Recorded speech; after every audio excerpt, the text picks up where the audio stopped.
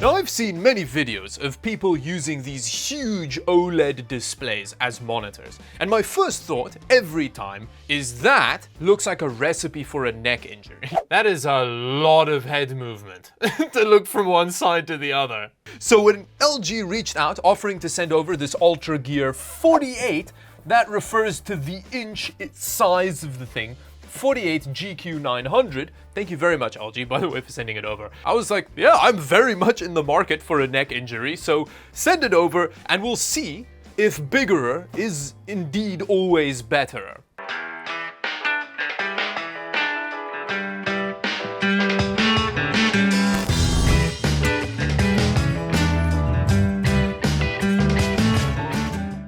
Now, my first conundrum is how do you open it? Usually with TV packaging, you kind of undo a thing at the bottom and then you lift the box off.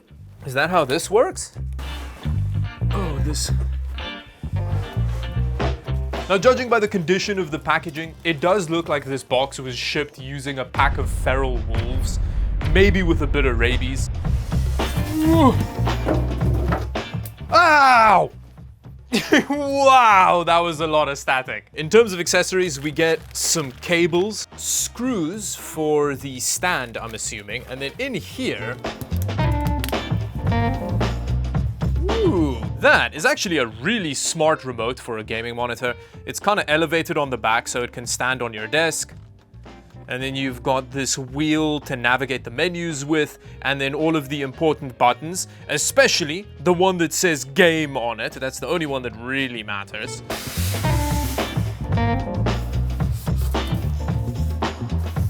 Ooh, you know what they say, the hexagon is the gameriest shape. Okay, that's a bit of a problem. This is very much not a North American plug. But LG sent this one from Korea. Obviously, a retail version will have the correct plug. In terms of I/O, this thing is excellent. We've got a display port, 3 HDMI ports, optical, and then a USB hub thing. So yeah, that's all the ports you could possibly need. Very good. A very LG stand that is metal and feels very sturdy.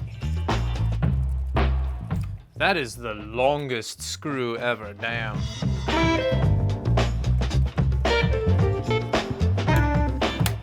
I like that you can cover up the stand mounting with more hexagons, it's very nice.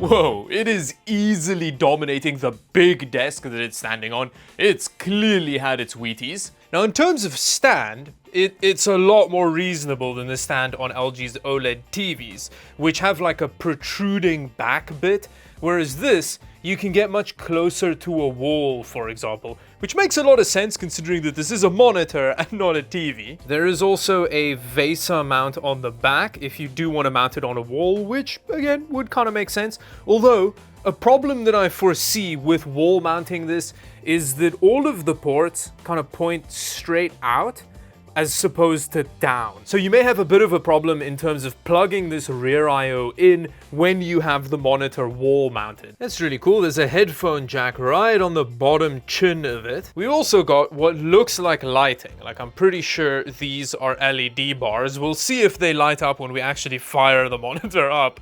But yeah, that's actually a nice touch, you know, it can give you some ambiance. Now, before we fire up the big boy, let me quickly tell you about the specs, because they are quite impressive. We have that overcompensatingly massive 4K 48-inch OLED panel, and aside from their inky blacks, OLEDs also offer very low pixel response times, which should make for a very snappy gaming display if you can get the input latency under control. It also has up to 138Hz refresh rate with G-Sync, so yeah, those are some pretty serious gaming credentials for this massive display. But as the Great Dane asked the Chihuahua, is it too massive? But immediately there was a bit of a problem. It's not responding to the remote at all. Oh, that is some big windows. The remote still isn't working. I don't think I have backup AAA batteries.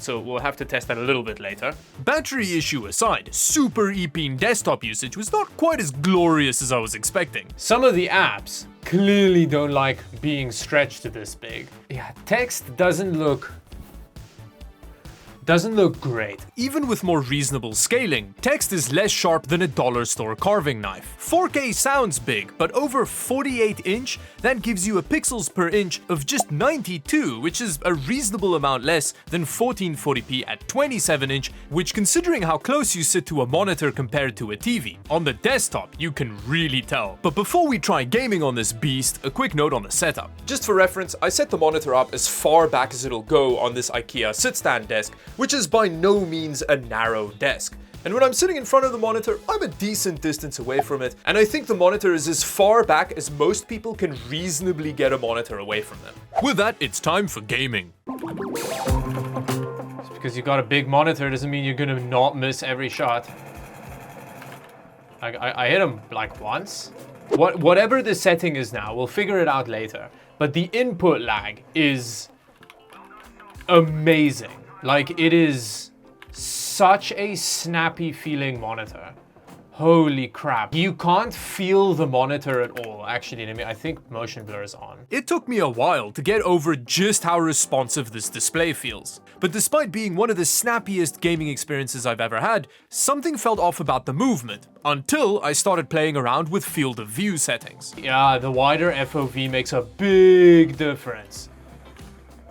So I'm at 75 now, and I kind of like it here. It could be wider, but 75 is much better than what it was before. Initially, the FOV was set to 55, which was way too cropped in. It's hard to explain, but movement kind of looked like I was being sucked through a wormhole, but with a wider FOV, it was way better. And after that revelation, Anna brought me some fresh AAA batteries. There we go, it does actually work now. Which let me explore all of the interesting settings in this monitor, like ultra and ultra wide mode. This seems like a really useful setting. I then tried playing 2 rounds of Dota to see how the monitor handles that. And considering all the looking around I had to do, by the end of it, my neck was howling, so my suspicions were confirmed. The massive display is not ideal for marathon Dota, but I don't really think that's what it's for, so I decided to change gears a little. It works very well for this kind of thing, like honestly, compared to just like a normal monitor. Oh, louder. I was really distracted there. Compared to like a normal monitor, this is so much more hectic. Now I know I sound very unenthused here, but it's just because I was so captivated by the experience. Playing more casual games like Forza 5 or No Man's Sky while sitting back with an Xbox controller is really awesome on this display, and I think this kind of thing is its primary use case. Playing esports on it, in my experience, is just a recipe for a neck injury. Like, it's quite hard to argue against it, I'm not gonna lie. Like, it's pretty badass. I think the part of it I like the most is the OLED-ness. Like, I can't wait for OLED displays to become more commonplace in terms of, like, desktop displays, because OLED as a technology is just so good. It's just so pretty, you know? So pretty. I then thought of a great way to step it up a notch. I think we're very quickly approaching peak gaming here. Oh, airplane. Oh, every time. It's so jarring when you get shot. The combination of the massive, beautiful display with the crazy speakers is amazing. The more I gamed on it, the more I liked the monitor. But to answer my initial question of do I think a gaming monitor can be too big?